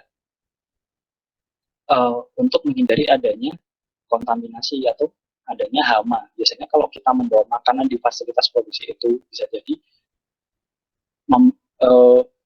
itu bisa memicu adanya kotoran-kotoran di situ yang bisa memanggil kayak serangga-serangga, misal semut kayak gitu. Jangan sampai nanti di fasilitas produksi itu ada semut atau lalat atau nyamuk kayak gitu. Makanya salah satu fasilitas yang harus disediakan oleh industri farmasi itu harus disediakan pantry atau kantin. Jadi nanti personel harus makan dan minum itu tuh di kantin, tidak boleh di fasilitas proses produksi. Nah, pakaian pelindung. Pakaian yang dipakai harus sesuai dengan kelas kebersihannya. Nah, untuk proses untuk kelas E atau kelas non steril, nah ini syarat-syaratnya ini: penutup kepala, masker penutup mulut dan hidung, wear pack, baju dengan lengan panjang tanpa kantong dan celana panjang dengan ujung bertali karet. Terus sepatu, sarung tangan karet, penutup telinga. Terus khusus untuk operator mesin yang tingkat kebisingannya tinggi, dia pakai penutup telinga. Terus untuk apa namanya, dia yang mungkin di fasilitas, mungkin dia yang di hand sanitizer atau apa yang sensitif sama mata, itu biasanya dia menggunakan Google Glass. Nah, ini untuk fasilitas untuk yang hormon. Nah, dia kayak pakai baju astronot. Ini adalah kayak kipas untuk mengalir udara ke dalam. Jadi ini bajunya itu lapis dua. Nah, lapis pertama ini, nanti lapis keduanya ini. Nah, kenapa harus kayak gini? Karena jadi saya sampaikan di awal, karena bahan baku hormon itu sangat berbahaya. Maka dari itu kita harus memakai jumpsuit seperti ini, supaya user atau operator itu terlindung dari bahaya-bahaya yang sudah saya sebutkan tadi. Ini untuk fasilitas steril. Kemudian ini steril untuk di obat hewan. Nah, di obat hewan aja steril pakai seperti ini. Terus, nah ini untuk di fasilitas produksi non steril. Nah, hair cap ini pakai masker, sarung tangan, baju. Nah, di ujungnya udah ada apa namanya, karetnya. Terus ini pakai sepatu. Terus ini untuk yang di obat hewan ini juga kayak gini. Terus ini untuk yang di bagian di packing di luar. Oke, sampai sini ada yang mau ditanyakan?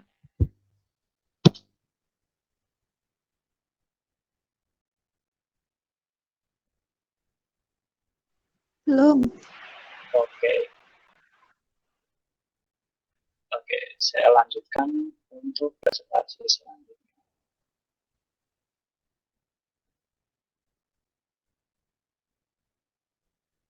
Oke, kita tahu nih. Oke, bisa didengar? Oke. Untuk PPT selanjutnya, nah ini untuk produksi ya. Tadi kan kita sudah produksi sedikit nih. Sudah muncul belum? Oke. Nah, untuk di fasilitas produksi sudah?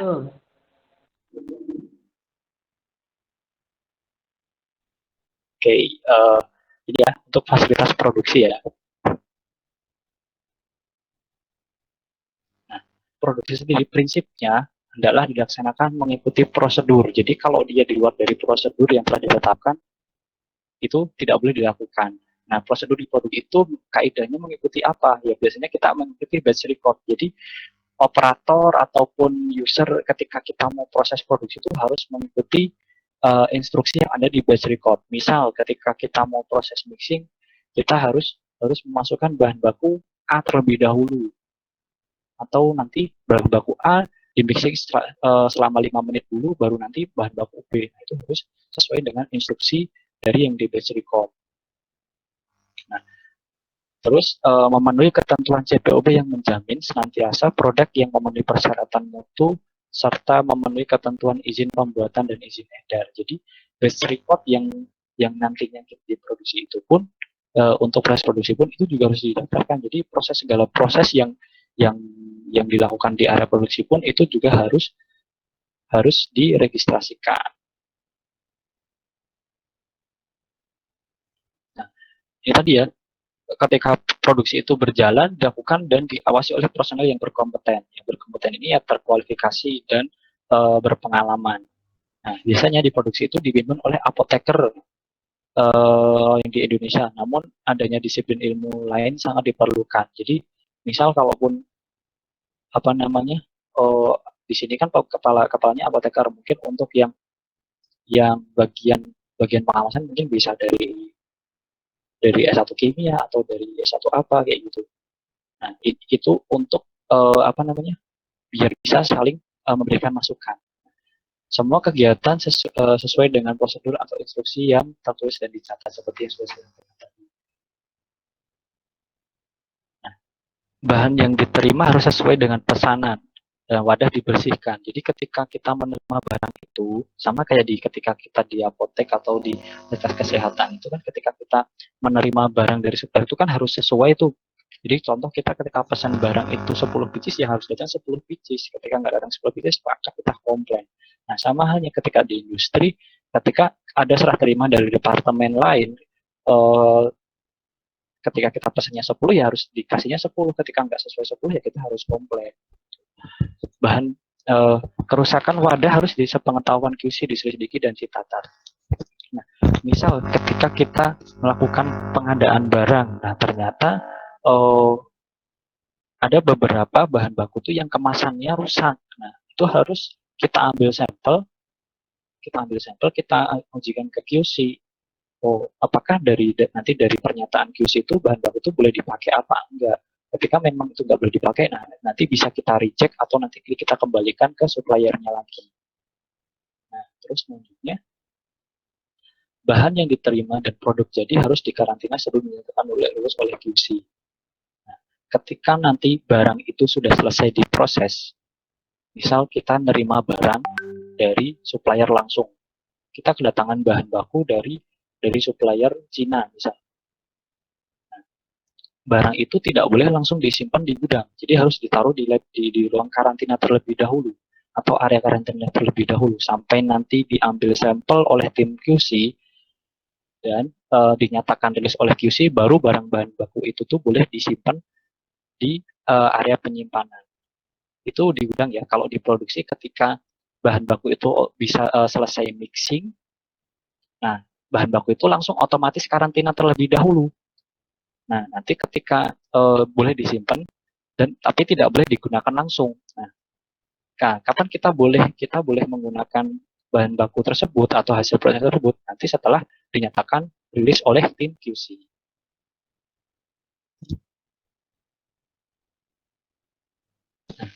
Produk antara dan produk ruahan ditangani seperti bahan awal. Nah, maksudnya ditangani seperti bahan awal ya kita harus sesuaikan dengan spesifikasi dari bahan-bahan tersebut. Misal dia harus ketika dia bahan awal dia diproses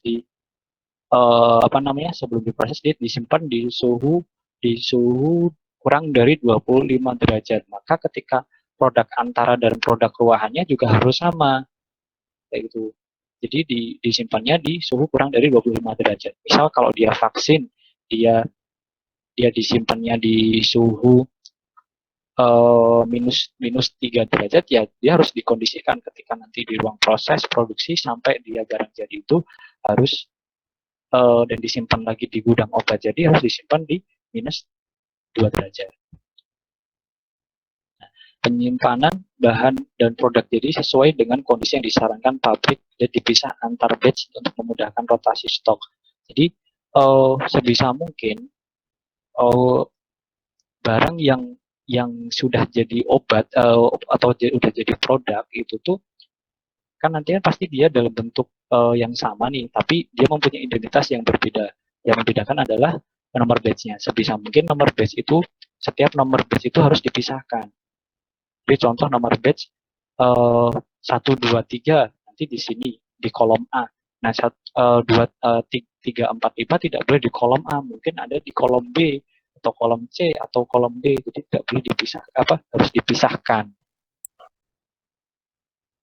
Terus lakukan pemeriksaan dan rekonsiliasi sehingga tidak ada penyimpangan atas batas yang ditetapkan. Nah, pemeriksaan ini kan seperti yang saya maksudkan tadi, adanya tim quality atau adanya tim QC atau tim quality assurance itu untuk memastikan bahwa produk yang dihasilkan itu tetap konsisten dan bagus. Makanya ketika nanti tim QC pada saat proses mixing itu ternyata menemukan adanya penyimpangan, maka proses mixing itu harus segera dihentikan atau tidak boleh dilanjutkan proses produksinya.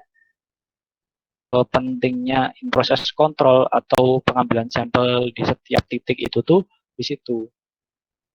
Terus, pengolahan produk berbeda tidak boleh dalam bersamaan atau bergantian dalam ruang kerja kecuali tidak ada resiko pencemaran silang. Jadi sebisa mungkin ketika dua produk yang berbeda itu tidak boleh diproses dalam ruangan yang sama.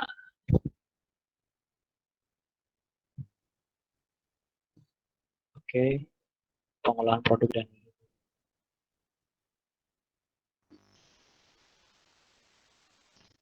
pada produk kering harus gimana? Maksudnya rekonsiliasi itu gimana, Pak? Gimana? Bisa, mohon maaf bisa. Pemeriksaan dan rekonsiliasi itu maksudnya gimana? Rekonsiliasi. Jadi gini, misal rekonsiliasi itu kayak pas kita lagi nge-packing nih, kita lagi nge-packing, harusnya secara teoritis itu tuh kita menghasilkan 100 pieces produk ya, 100 atau 100 pak sirup nih misalnya ini, secara teoritis. Nah, ternyata yang dihasilkan itu cuman 98. Nah, proses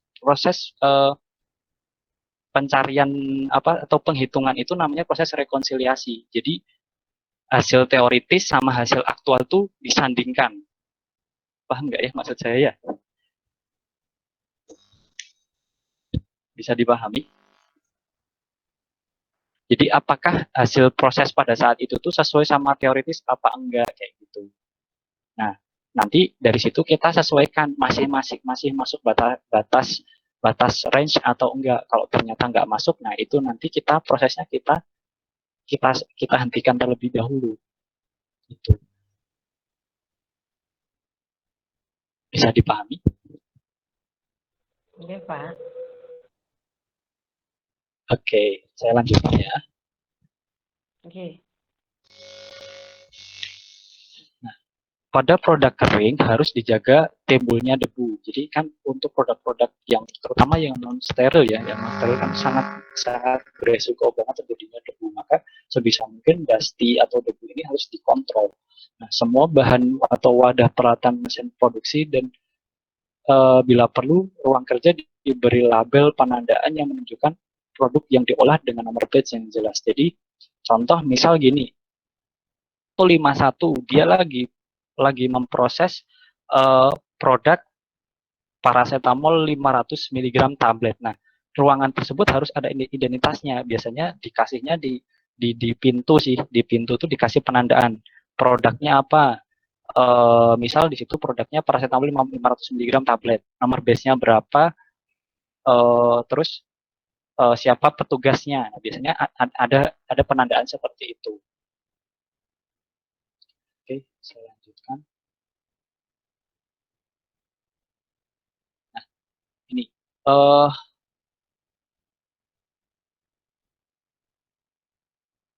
pengolahan produk dan bahan baku harus terbebas dari pencemaran mikroba dan pencemaran lain. Nah, pada produk pipa penyalur perlu dipastikan terhubung dengan benar. Jadi gini, terkadang kan ada yang namanya proses inline dan proses offline. Nah, proses inline itu apa? Nah, proses inline itu misal nih gini, ketika kita lagi mixing sirup untuk sediaan sirup, nah, maka itu langsung ditransfer pada filling, biasanya gitu. ada yang mesin yang dia tuh bisa langsung mixing, ke filling, langsung ke packing.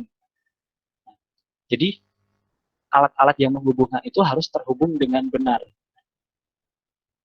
Jangan sampai alat-alat itu tidak terhubung, bisa nanti malah jadi bocor, atau nanti buat kebocorannya itu bisa malah mengontaminasi produk yang lain.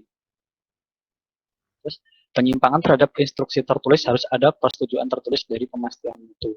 Jadi setiap kali ada penyimpangan atau misal tadi ada mix up, nah itu proses itu dihentikan atas persetujuan oleh pemastian mutu atau yang namanya Departemen Quality Assurance atau QA.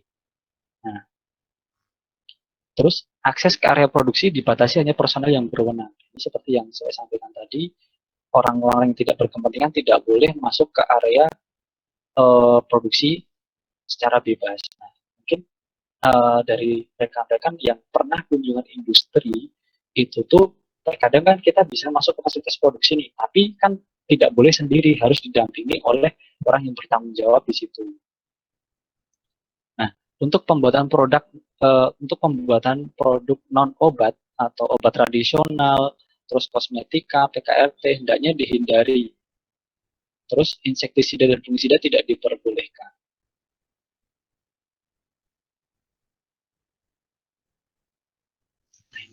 Ini contoh gudang ya, ini gudangnya tinggi banget. Jadi karena raknya ini resiko terjadi kecelakaan sangat tinggi. Bisa jadi kadang forkliftnya tinggi segini, bisa saja kejatuhan. Hanya dari pemasok yang bahan awal, hanya dari pemasok yang disetujui dan spesifikasinya yang relevan. Pas di PPT awal tadi kan saya sudah sampaikan, R&D itu bertanggung jawab terhadap vendor atau manufaktur terkait bahan awal. Jadi misal untuk bahan baku laktos itu tuh suppliernya dari Shandong Cina. Nah, itu orang R&D harus bertanggung jawab di sini. Jadi ketika bahan baku dari Shandong Cina ini secara kadar, secara secara keamanan apakah bisa diaplikasikan di perusahaan terkait. Jadi misal ternyata kayak waktu kasusnya ranitidin untuk beberapa vendor atau beberapa manufaktur ternyata itu mengandung bahan baku MDMA atau apa itu ya, saya lupa. Nah, makanya pastikan terlebih dahulu. Makanya di industri farmasi itu ada yang namanya AVL atau Approved Vendor List. Jadi vendor-vendor mana saja yang disetujui oleh perusahaan tersebut. Misal untuk laktos kita dari Jerman atau dari Spanyol atau dari Italia. Ya ketika nanti pengadaannya cuman hanya itu saja yang diperbolehkan. Nah, gimana ceritanya kalau ternyata pengen menambah vendornya lagi? Ya bisa saja, tapi sebelum bahan baku itu di-approve atau dipakai di fasilitas produksi harus diuji coba terlebih dahulu di R&D dan nanti diuji coba di skala produksi sebelum dipasarkan ke masyarakat.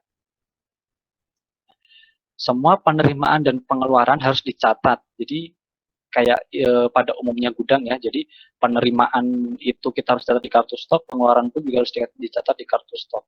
Pencatatan meliputi nomor batch, tanggal penerimaan, tanggal kelulusan dan ED bila ada.